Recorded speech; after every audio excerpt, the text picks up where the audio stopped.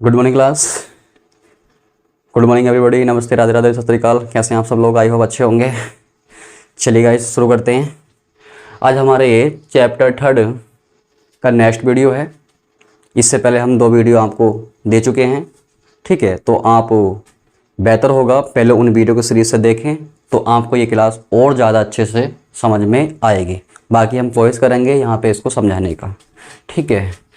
देखिए, हमारा प्रतिस्थापन विधि चल रहा है। हम पिछले 2 वीडियो में हम प्रतिस्थापन विधि की ही बात कर रहे हैं, यहाँ भी हम प्रतिस्थापन विधि की ही बात करेंगे, ठीक है। इस प्रकार से आपके 2 समीकरण दिए जा रहे हैं, जो कि आपके 2 चर वाले रेखीय समीकरण हैं। इन्हें हमें क्या करना है? हल करना होता है। हल करने का मतलब क्या है कि हमें समीकरण के जो चर हैं उनके मान निकालने, और समीकरण के चर जो हमारे इस समय हैं वो x और y हैं। और x और y निकालने का मतलब होगा, इन दोनों की वैल्यू फाइंड आउट करने का मतलब होगा कि हमने इन समीकरणों को हल कर दिया है, ठीक है। वो जो समीकरण में जब हम सोल्व करेंगे इनको, तो जो x और y की जो वैल्यू आएंगी वो क्या कहलाएंगे? इनके हल कहलाएंगे। चलिए शुरू करते हैं प्रतिस्थापन विधि से। तो इस विधि में क्या करते हैं हम लोग? किसी एक समीकरण को 1 मान लेना है, किसी एक समीकरण को 2 मान लेना है, ठीक है। अब क्या करेंगे हम लोग? किसी एक समीकरण से, दोनों समीकरणों में से किसी एक समीकरण से x या y की वैल्यू निकालनी है। आप चाहो तो x या y की वैल्यू समीकरण 1 से निकाल सकते हैं, आप चाहें तो x या y की वैल्यू समीकरण 2 से निकाल सकते हैं। इच्छा है आपकी, 1 से निकालें या 2 से निकालें, x का मान निकालें या फिर y का मान निकालें, आप फ्री हैं, ठीक है। तो मैं समीकरण 2 का इस्तेमाल करूँगा। समीकरण 2 से निकालूंगा x का मान। आप y निकाल सकते हैं, आप चाहें तो x निकाल सकते हैं, चाहें तो 1 से निकालें, चाहें तो 2 से निकालें, आप फ्री हैं, कोई दिक्कत नहीं है। तो समीकरण 2 से x निकाल लें, ठीक है। तो मैं इसको यहाँ करके दिखा रहा हूँ। वहाँ डायरेक्ट लिख लेंगे वर्गमूल 3x माइनस वर्गमूल 8 इंटू वाई इक्वल टू 0, ठीक है। अब x का मान निकालना है, तो x वाला पद रोक लेंगे यहाँ पे और दूसरा वाला बंदा उधर ले जाएंगे, तो ये माइनस का उधर जाके प्लस हो जाएगा वर्गमूल 8 इंटू वाई। और जब ये बंदा 0 के साथ जुड़ेगा जाके तो यही आएगा। 0 का क्या मीनिंग है? खैर, वर्गमूल 3 x के गुणा में है, सामने वाले के भाग में चला जाएगा पूरे के, तो बटे में आएगा वर्गमूल 3। तो इस प्रकार से जो x की जो वैल्यू आएगी वो कितनी आएगी? वर्गमूल 8 इंटू वाई डिवाइड बाई वर्गमूल 3। आप डायरेक्ट भी सोच सकते हैं, वही वाली बात होगी कि भाई ये माइनस का उधर जाके प्लस हो जाएगा और ये गुणा पे सामने वाले के बटे में चला जाएगा, ठीक है। चलिए, अब ये जो वैल्यू है हमने समीकरण 2 से निकाली है, तो इस वैल्यू को हमें कहाँ पुट करना है? समीकरण 1 में करना है। अगर मान 2 से निकालोगे तो 1 में लगाओगे, अगर x या y का मान 1 से निकालोगे तो 2 में लगाओगे। अगर आपने 2 से ही निकाला, वापस 2 में ही लगा दिया, तो x और y 0 हो जाएंगे, ठीक है। इस प्रकार से आपके x या y के मान नहीं निकल पाएंगे। चलिए, तो क्या करेंगे? इसको हम लोग समीकरण 2 में रखने पर या फिर प्रतिस्थापित करने पर एक ही बात होगी, कोई दिक्कत वाली बात नहीं है। चलिए, अब इस समीकरण में क्या है? इस समीकरण के अंदर जहाँ पे x है, उस x के स्थान पे x की वैल्यू पुट कर देनी है और कुछ नहीं है। और बाकी जो बंदे जैसे वो वैसे रहेंगे, उनसे हमें कोई मतलब नहीं है। तो ये आएगा आपका वर्गमूल 3 गुणा x की वैल्यू कितनी है? वर्गमूल 8y बटे में वर्गमूल 3। चलिए आगे बढ़ते हैं। ओ सॉरी गाइस, क्या कर रहे हैं? समीकरण 2 से निकाल रहे हैं, समीकरण 2 में लगा रहे हैं, बड़ी मज़े की बात है। सॉरी, समीकरण 1 में लगाएंगे। भाई समीकरण 2 से वैल्यू निकालिए ना x की, तो समीकरण 1 में लगाएंगे यार। हम ही मना कर रहे हैं और हम ही लगा रहे हैं, क्या बात है। तो वर्ग हो जाता है, वर्गमूल 2 गुणा x की वैल्यू कितनी है? वर्गमूल 8 इंटू वाई डिवाइड बाई वर्गमूल 3। फिर आगे जो जैसे वैसे लिख लेंगे, वर्गमूल 3 इंटू वाई इक्वल टू 0।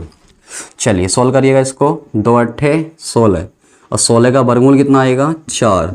तो 4y बटे वर्गमूल 3, ठीक है, प्लस वर्गमूल 3 इंटू वाई इक्वल टू 0। ये भिन्न है तो इसके बटे में 1 मान लो, इसको भी भिन्न बना लो। एलसीएम कितना आएगा? आप जानते होंगे इनको भिन्नों को सोल्व करना। ये मैं मान रहा हूँ आपको भिन्न सोल्व करना आता है। चलिए, तो एलसीएम आएगा वर्गमूल 3, इससे भाग करो एक बार, 1 की गुणा ऊपर करोगे 4y, प्लस 1 से भाग करोगे इतनी बार जाएगी वर्गमूल 3 बार, और वर्गमूल 3 के ऊपर गुणा करोगे तो 3 3 9, 2 का वर्गमूल 3y इज इक्वल टू 0, बटे में है सामने वाले के गुणा में।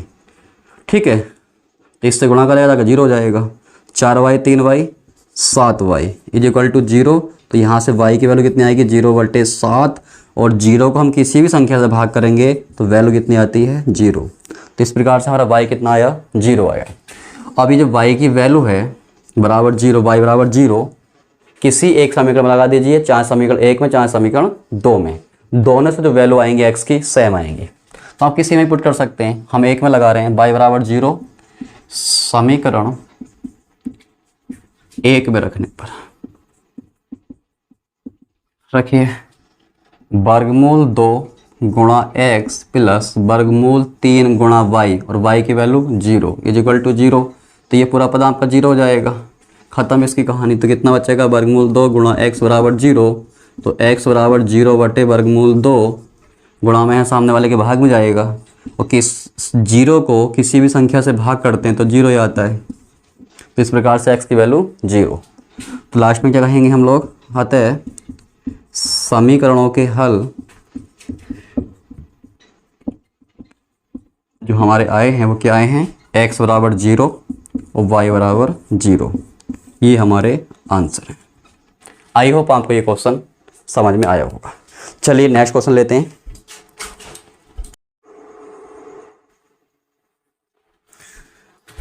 चलिए गई, ये हमारे एनसीईआरटी का नेक्स्ट क्वेश्चन है, जो कि क्वेश्चन कह रहा है आपका, अच्छा क्वेश्चन है ये। क्या दिया है आपका 2x प्लस 3y बराबर 11 और 2x माइनस 4y बराबर माइनस 24 को हल कीजिए। यानी कि इन दोनों समीकरणों को हमें हल करना है। हल का मतलब समीकरण जिन चर में दिया गया है उन चर के मान निकाल रहे हैं। हमारे समीकरण है वो x और y में दिए गए हैं, तो x और y के मान निकाल रहे हैं। तो जो x और y के मान होंगे वो इन समीकरणों के हल कहलाएंगे। ठीक है, अगर समीकरण आपका s और t में दिया गया होता तो s और t के जो मान होते वो इन समीकरणों के हल कहलाते। ठीक है, इतनी बात हो गई। नेक्स्ट इसी में पूछा गया है, और इससे m का वह मान ज्ञात कीजिए। यानी कि इन समीकरणों से m का वो मान बताना है जिसके लिए y बराबर mx प्लस 3 है। यानी कि y का वो मान बताइए जिस मान के लिए ये समीकरण क्या करे, संतुष्ट हो जाए। यानी कि y बराबर दिस रहे, m का वो मान बताना है। चलिए, तो क्वेश्चन बहुत इजी है, कोई बड़ी बात नहीं है। हम इन समीकरणों को सॉल्व करेंगे। सॉल्व करने पे हमें x और y की वैल्यू आएंगी, और उन x y की वैल्यू को इस समीकरण में लगा देना है, हमें m की वैल्यू मिल जाएगी। ये हमारा इसमें प्रोसीजर रहेगा। चलिए, तो हम क्या करेंगे, समीकरणों को क्या करेंगे, प्रतिस्थापन विधि चल रही है हमारी, उसी से सॉल्व करेंगे। प्रतिस्थापन विधि से। अब एग्जाम में क्या होगा, ऐसे जो क्वेश्चन है इनमें कहेगा तो है नहीं है कि प्रतिस्थापन विधि से सॉल्व करना है या विलोपन से करना है। ठीक है, तो आप जब एग्जाम हॉल में बैठे होंगे तो वहाँ पे इन समीकरणों को आप जो हल कर सकते हैं वो प्रतिस्थापन विधि से भी कर सकते हैं या फिर विलोपन से भी कर सकते हैं। बट हमने अभी विलोपन विधि नहीं सीखा है, हमारा प्रतिस्थापन चल रहा है, हम उसी की प्रैक्टिस कर रहे हैं। तो इस सवाल को हम उसी से सोल्व करेंगे। बाकी एग्जाम हॉल में जब आप बैठे होंगे तो आप प्रतिस्थापन विलोपन आप दोनों आपको आता होगा, तो किसी एक का यूज वहाँ पे कर सकते हैं जो आपको आसान लगे। चलिए, तो क्या करते हैं, इसमें 2x प्लस 3y बराबर 11, इसे समीकरण 1 कह देंगे। 2x माइनस 4y बराबर माइनस 24, इसे समीकरण 2 कह देंगे। ठीक है, जो समीकरण आपको दी गई है इनमें से किसी एक को 1 मान लेना है, किसी एक को 2 मान लेना है। आप क्या करेंगे, आप इन समीकरणों में से किसी एक समीकरण से x या y की वैल्यू निकालेंगे। तो मैं 2 से निकाल रहा हूँ, समीकरण 2 से x की वैल्यू कितनी आएगी भाई, यहाँ से x बराबर ये 4y माइनस को उधर जाके प्लस हो जाएगा, और ये तो माइनस का है ही उधर, 2 गुणा में x के सामने वाले के बटे में। ठीक है, अब ये आपने जो x का मान है समीकरण 2 से निकाला है तो कहाँ लगाएंगे, समीकरण 1 में। समीकरण 1 से निकालोगे तो वापस मतलब किस में लगाएंगे, 2 में लगाएंगे। खैर, तो इसे कहाँ पुट करेंगे हम, समीकरण 1 में रखने पर। तो रखिए, समीकरण 1 में जहाँ x है उस x के स्थान पे x की वैल्यू पुट कर देनी है। यानी कि 2 गुणा x, x की वैल्यू कितनी है 4y माइनस 24 भाग 2 ये आ रहा है। आगे कितना आपका प्लस का 3y इज इक्वल टू 11। ठीक है, इस 2 से ये 2 कैंसिल हो जाएगा, आपका कितना बचेगा 4y माइनस 24 प्लस 3y बराबर 11। 4y प्लस 3y 7y हो जाएगा, माइनस 24 उधर जाके प्लस हो जाएगा, तो 11 प्लस 24। चलिए, तो 7y बराबर 4 और 1 5, 2 और 1 3, 35, 7 पंजे 35। तो y की वैल्यू कितनी आ रही है हमारी 5। अब ये जो y की वैल्यू हमारी आई है वो समीकरण 1 में लगा दो या समीकरण 2 में लगा दो, हमें x का मान मिल जाएगा। ठीक है, और दोनों समीकरणों से हमारा x का मान सेम आता है, तो आप किसी में भी लगा सकते हैं। चलिए, तो हम क्या करेंगे, y बराबर 5 समीकरण, हाँ इच्छा है जो से आपको लगा अच्छा लगे 1 में लगा दो, समीकरण 1 में रखने पर जिससे आपको इजी लगे उसमें वैल्यू पुट कर दीजिए, कोई प्रॉब्लम नहीं है, दोनों से वैल्यू सेम आएंगे। चलिए लगाइए यहाँ पे, तो 2x प्लस 3y, y की वैल्यू 5 इज इक्वल टू 11।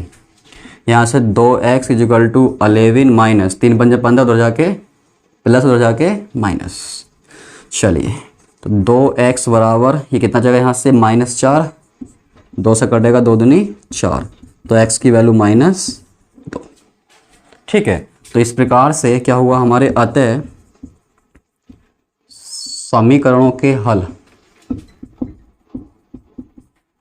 क्या मिले, x इज इक्वल टू -2 और y इज इक्वल टू 5। तो हमारा एक पार्ट इसका सॉल्व हो गया। ठीक है, इतने आसान होते हैं, कोई हार्ड नहीं है, बहुत इजी है, आराम से थोड़ा सा फोकस कर लोगे क्वेश्चन पे तो हो जाएगा आराम से। चलिए, अब क्या करना है, हमें इतना स्पेस बना लेते हैं हम लोग जरा। अभी जो x और y की जो वैल्यू आई है हमारी, इन्हें इस वाले समीकरण में पुट कर देना है, वहाँ से हमें क्या मिल जाएगा, m मिल जाएगा। तो y बराबर mx प्लस 3 है। ठीक है, और इसमें क्या करना है हमें, x बराबर -2 और y बराबर 5 रखने पर, तो रखिए कितना आएगा, आई होप 1 मिनट,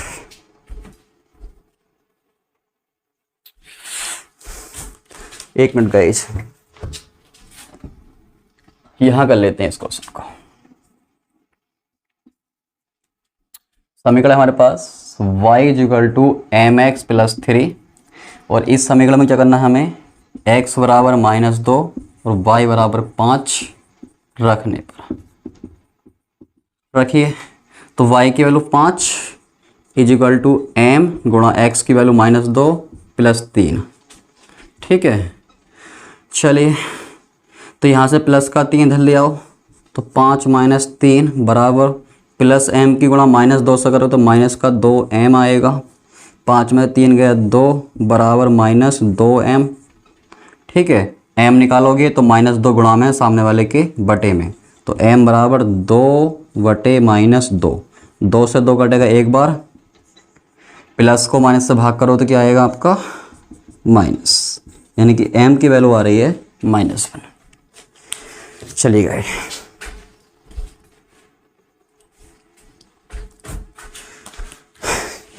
चलिए इस क्लास को इतने रखते हैं।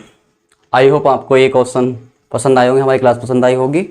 तो अगर आपको हमारी क्लास पसंद आया हो तो हमारे वीडियो को लाइक करें, चैनल को सब्सक्राइब करें और अपने फ्रेंड्स में वीडियो को शेयर करें, जिससे मैक्सिमम स्टूडेंट का बेनिफिट हो सके। और आप कोशिश करें वीडियो को सीरीज में देखने की, जिससे आपको ज़्यादा बेनिफिट होगा, ये मैं मानता हूँ। ठीक है, चलिए क्लास को यहीं फिनिश करते हैं। ओके, जय हिंद, जय भारत।